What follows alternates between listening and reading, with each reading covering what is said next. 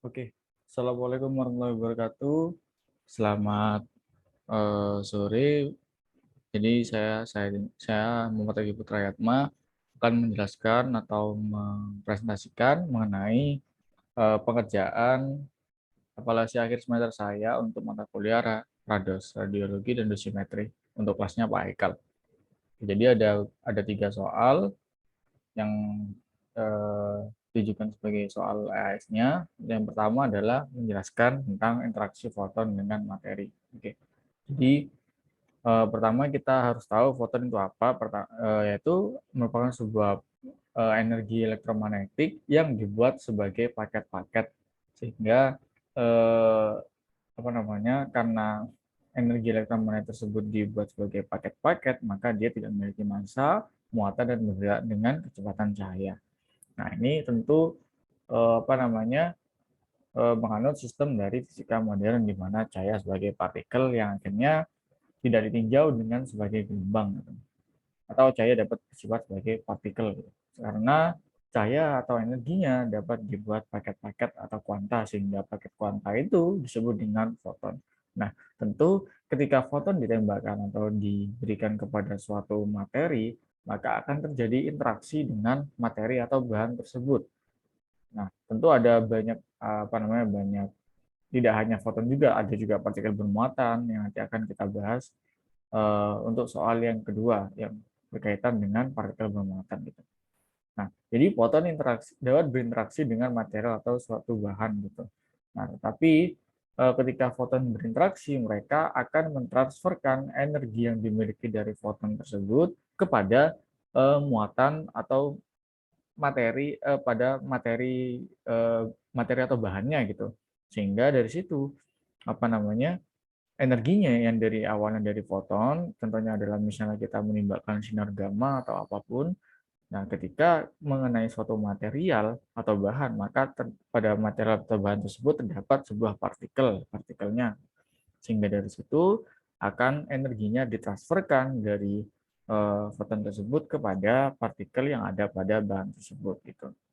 Nah, terdapat beberapa tipe dari interaksi foton dengan materi. Saya sini typo ada 3, tetapi sebenarnya pada buku Ating ini dari video yang Bapak Hekel berikan itu terdapat 3 gitu. Tetapi pada buku Ating terdapat 5 tipe interaksi foton dengan materi atau bahan gitu. Yang pertama ada efek fotolistrik, hamburan Compton, wave production, lalu ada Rayleigh scattering dan juga ada interaksi fotonuklir gitu.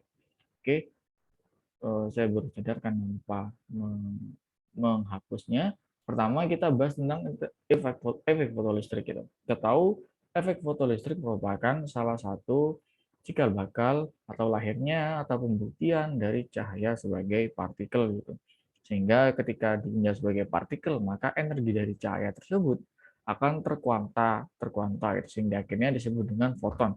Nah, interaksi foton dengan sebuah ketika foton itu ditembakkan kepada suatu plat atau material, maka elektron yang ada pada material tersebut akan tertransferkan energinya dari foton. Sehingga dari itu elektron yang awalnya diam, maka dia akan tereksitasi dan berpindah dari plat satu ke plat lainnya gitu.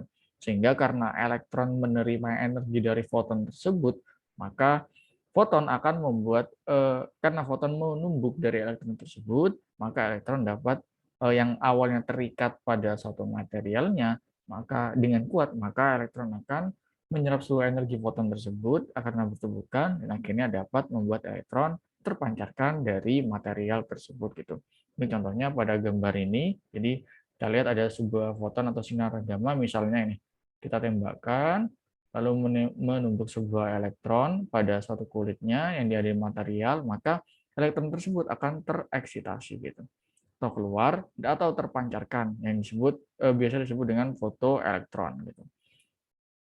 Nah, akhirnya dari situ tentu timbul yang namanya karena elektron bergerak atau apa namanya terpancarkan, maka dia memiliki besaran energi kinetik agar dia dapat bergerak gitu sehingga akhirnya muncul dengan persamaan dari efek fotolistrik, maka energi kinetik dari sebuah elektron yang terpancarkan akan sebesar dengan Hnu dikurangi dengan energi bindingnya atau energi ikat dari elektron terhadap atom-atomnya gitu.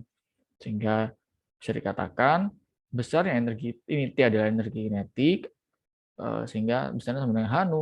H itu adalah konstanta Planck dan Nu adalah frekuensi dari fotonnya dikurangi dengan energi binding dari elektron terhadap atom-atomnya gitu, terhadap di atomnya tersebut itu, sehingga besarnya interaksi cross section adalah sebanding dengan K dikalikan ini adalah K adalah konstanta dikalikan dengan Z atau nomor atomnya pangkat N dibagi dengan Hnu energinya pangkat M gitu. Sehingga besarnya energi transfer dari cross section adalah perbandingan antara energi kinetik dengan energi dari gamanya gitu. T per Hnu sama dengan Hnu min EB per Hnu juga gitu. Itu adalah efek fotolistrik. Lalu yang kedua adalah hemburan Compton. Nah, ini juga merupakan salah satu cikal bakal bagaimana cahaya dianggap sebagai partikel gitu. Karena awalnya ketika kita meninjau cahaya sebagai gelombang, ketika sinar gamma atau apapun cahaya ditembakkan kepada sebuah partikel, maka seharusnya cahaya tersebut dapat menembus partikelnya gitu. Tetapi pada hamburan Compton terjadi tumbukan antara cahayanya dengan partikel yang ditumbuk gitu. Sehingga dari sini didapatkan bahwa cahaya dianggap sebagai partikel dan kembali karena sebagai partikel maka energinya dapat terkuantisasi yang akhirnya disebut dengan foton gitu. Nah, ketika si fotonnya menembus sebuah elektron misalnya, maka dengan prinsip kekekalan momentum akan terjadi tumbukan antara gamma atau fotonnya dengan elektronnya, sehingga elektronnya akan yang awalnya diam akan bergerak dengan sudut tertentu terhadap bidang normalnya, begitu juga dengan fotonnya gitu. Sehingga karena adanya pergerakan dari elektronnya tersebut, maka akan ada namanya momentum awal dan momentum sesudah gitu. Jadi kita next ke hal selanjutnya. Nah, akhirnya dari sini timbul yang namanya energi kinetik awal dan energi kinetik akhir. Karena apa? Karena kecepatan foton yang awalnya sebelum menembuk, setelah menembuk juga berbeda nilainya gitu. Sehingga akan muncul yang namanya momentum dari sebuah sebuah sebuah elektron dan fotonnya gitu. Nah, sehingga dari sini akan terjadi interaksi foton dengan materi, tetapi berbeda dengan efek fotolistrik yang akhirnya terserap semua energinya, tetapi pada efek Compton dia tidak semuanya terserap energinya gitu. Ada energi yang hilang atau disipasi karena apa? Karena untuk membuat elektron bergerak dan juga fotonnya juga bergerak gitu. Oke, yang selanjutnya adalah pair production.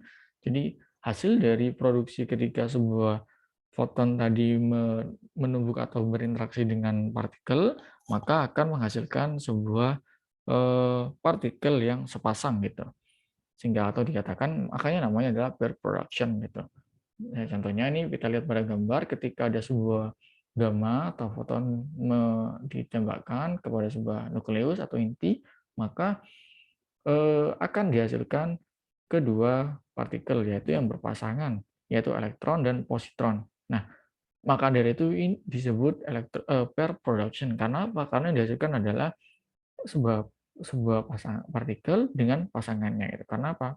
Sama-sama elektron tetapi yang satunya bermuatan negatif dan bermuatan positif. Nah, lalu bagaimana dengan elektron yang bermuatan positif atau positron ini? Maka dia akan bergerak dengan bebas dan lama-lama akan hilang juga gitu. Sehingga itu adalah pair production gitu. Hingga ada juga pada pair production pada nuclear Coulomb force, di mana cross section-nya adalah nilainya dari jari-jarinya dibagi dengan nilai 137 gitu. Atau sebanding dengan 5,8 kali 10⁻28 cm persegi per elektron. Lalu pada elektron field atau medan elektronnya adalah sebesar ini. Oke, next. Lalu ada juga yang ketiga adalah karena di buku Attings saya bersumber dari buku Attings, jadi adalah hamburan dari Rayleigh. Jadi kenapa disebut dengan hamburan Rayleigh? Karena dia bersifat koheren. Artinya apa? karena foton itu yang terhambur akibat dari gabungan action atau aksi dari seluruh atom-atomnya gitu. Nah, fenomena ini dianggap elastis sehingga foton akan kehilangan energinya dengan besar gitu. Dan lalu atom akan bergerak dan akibatnya karena adanya konservasi momentum, maka akan ada hasil yang dibentuk dari hasil terhamburnya foton tersebut tuh.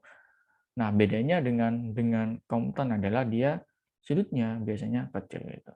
Sehingga untuk besar cross sectionnya adalah sebanding dengan besarnya Z kuadrat dibagi dengan besarnya energi kuadrat gitu. Lalu yang terakhir ada interaksi fotonuklir. Nah, ini biasanya tercapai karena adanya transfer energi dari foton yang menabrak sebuah inti atom dan akhirnya menyebabkan lepasnya proton dan neutron pada nukleus itu tadi. Sehingga interaksi ini dipelajari dengan adanya permasalahan pengeksitasian elektron dapat menyebabkan kontaminasi sinar X yang dihasilkan pada neutron di sinar X. Jadi misalnya ketika sebuah ini sini ada dua atomnya, maka akan menumbuk nih misalnya ini gamma menumbuk, maka akan terbentuk yang namanya neutron dan juga protonnya gitu. Oke, selanjutnya kita akan membahas tentang nomor 2 gitu. Nah, jadi dengan menggunakan prinsip stopping power atau bersama stopping power dan cross section, maka dijelaskan kenapa pada interaksi partikel bermuatan dengan materi, nilai energi yang hilang itu lebih besar diakibatkan karena adanya radiasi yang diakibatkan oleh radiasi atau Bremsstrahlung dibandingkan dengan ionisasi dari partikel bermuatannya gitu. Nah, kita tahu dari persamaan stopping power ini di buku Ating Sada dan juga di video materi yang YouTube yang Bapak Haikal berikan. Jadi besarnya adalah mean dit partial dari T terhadap X atau energinya T terhadap X adalah 4pi dikalikan N-nya dikalikan dengan Z1 kuadrat dan Z2 dikalikan dengan elektron makan 4 per dibagi dengan massa elektron dikalikan dengan kecepatannya kuadrat. Lalu dikalikan dengan ln 2 MeV kuadrat per I. Nah, I ini adalah ionisasinya gitu. Ionisasi. Nah, oke, dengan kita menganggap ini adalah semuanya semuanya ini adalah oke bentar. Ini adalah konstanta. Lalu ini adalah konstanta, lalu ini adalah sebuah energinya, maka kita dapat buat persamaannya menjadi sebanding dengan ini adalah seper dari energinya gitu. Sehingga nilai ln-nya ini adalah nilai ln dari energinya juga gitu. Nah, dari situ didapatkan bahwa pada energi yang terendah maka pada energi yang terendah maka nilai super E-nya akan sangat mendominasi dan hal tersebut menyebabkan energinya akan bertambah secara signifikan. Karena apa? Karena dia berbanding terbalik terhadap nilai ininya, nilai energi kinetiknya gitu. Sehingga maka dari itu kenapa pada partikel bermuatan ketika dia berinteraksi, maka akibat dari radiasi Bremsstrahlungnya itu yang akan menyebabkan pertambahan energi yang hilang, energi loss-nya itu semakin besar dibandingkan ionisasi gitu. Nah, oke, lalu karena apa? Karena ketika energinya bertambah secara signifikan, maka ini semata-mata karena charge partikelnya itu atau partikel bermuatannya itu butuh waktu yang sedikit untuk memberikan elektron dari partikel yang satunya gitu pada materinya. Maka tentu akan membutuhkan waktu yang untuk bergerak dengan cepat gitu. Sehingga dari situ energinya energi yang dibutuhkan sangat besar gitu. Lalu ketika kita meninjau pada cross section, maka ketika energi yaitu min dt per dx sama dengan n-nya integral dari 0 sampai t di cross section per dE dikalikan dengan dE.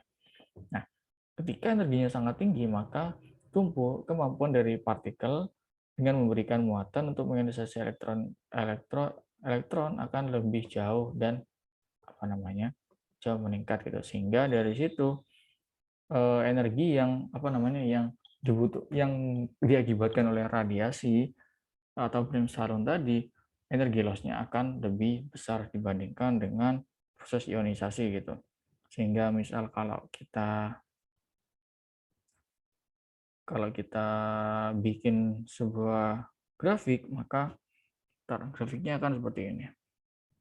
Lihat ini, sini ada dt per dx-nya. Di sini ada energinya. Nah, di sini ada lainnya. Oke, ini. Dan di sini adalah dari 3mEc kuadrat.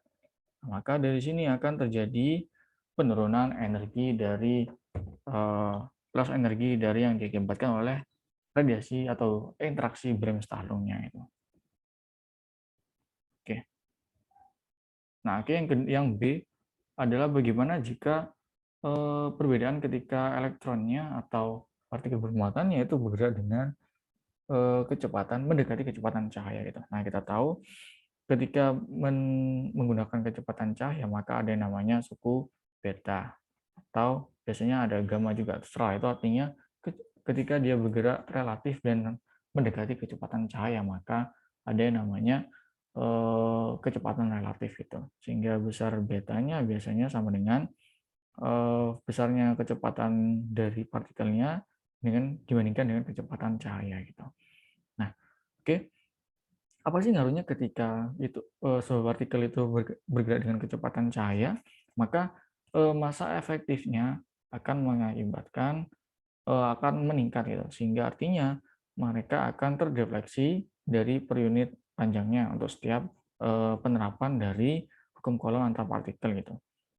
Dan juga elektron pada mediumnya gitu. Sehingga ketika kita meningkatkan kecepatannya mendekati kecepatan cahaya, maka stopping power-nya akan lebih besar juga. Oke, misal kita buat perbandingan antara kecepatan biasa yang klasik dengan yang relativistik gitu. Misal kita buat 5%, maka dengan menggunakan persamaan ini tadi,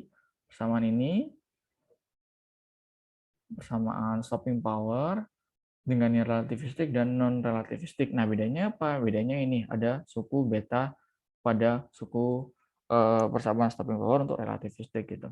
Sehingga kita bisa coret nilai yang sama, hanya ada nilai ln-nya, maka kita buat persamaan eksponensial, lalu kita buat sama dengan 0, didapatkan persamaan ini gitu.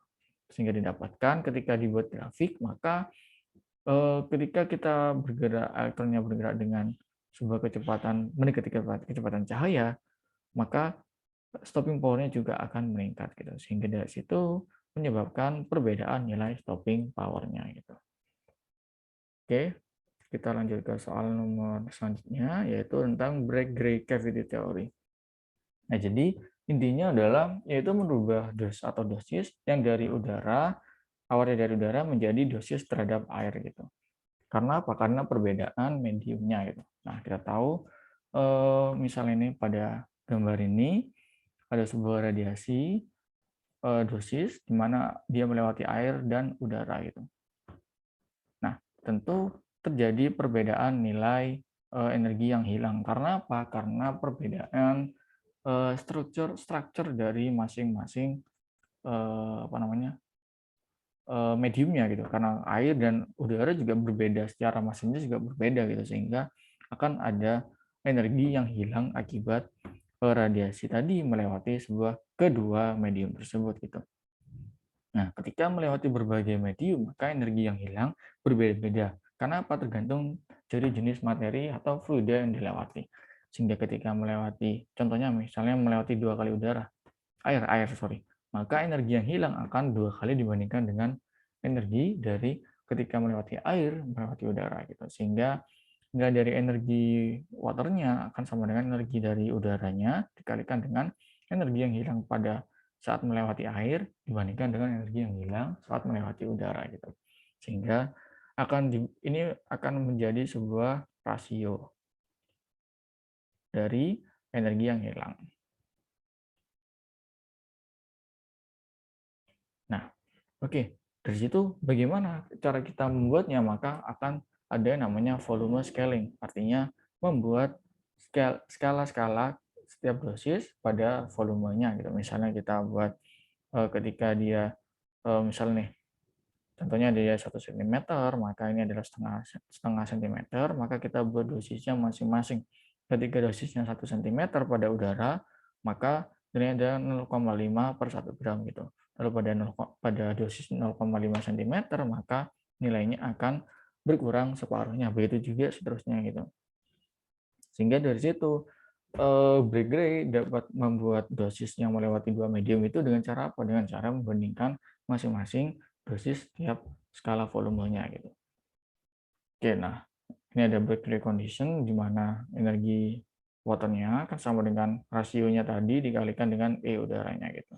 Sehingga didapatkan dosis yang melewati air akan sama dengan nilainya 2. Lalu bagaimana dengan Spencer-Artics cavity theory? Ketika sebuah gelombang atau partikel ditembakkan menuju suatu material, ini misalnya seperti ini, maka misalnya adalah air, maka akan menghasilkan energi yang dilepaskan. Nah, tetapi energi yang dilepaskan itu tidak sama dengan energi yang terabsorpsi gitu. Artinya, besarnya energi yang dilepaskan tidak sama dengan energi yang terabsorpsi oleh air tersebut gitu. Dia akan nanti namanya stopping power dan energinya gitu.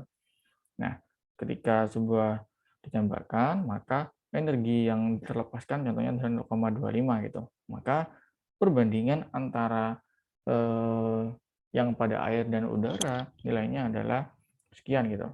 Tetapi berbeda dengan dosis yang terserap gitu. Sehingga nilainya ini tidak sama dengan dosis terserapnya gitu. Nah, oke, jadi itu tentang Spencer-Arting, bagaimana menjelaskan tentang suatu material yang sebuah partikel ditembakkan menuju material misalnya adalah air, maka akan menghasilkan energi yang dilepaskan dan energi yang terabsorpsi di mana nilainya mereka tidak sama atau tidak sama dengan. Oke, mungkin sekian penjelasan saya tentang tugas EAS atau ujian akhir semester yang sudah saya kerjakan. Semoga bermanfaat dan mohon maaf bila ada kesalahan dan kekurangan. Ini sumber yang saya dapatkan adalah dari buku Atings dan juga dari MIT Course dan juga video yang Bapak Hacker berikan kepada kami semua tentang materi yang berkaitan, yaitu dari MIT Course juga, open course. Oke, semoga bermanfaat. Saya akhiri. Assalamualaikum warahmatullahi wabarakatuh.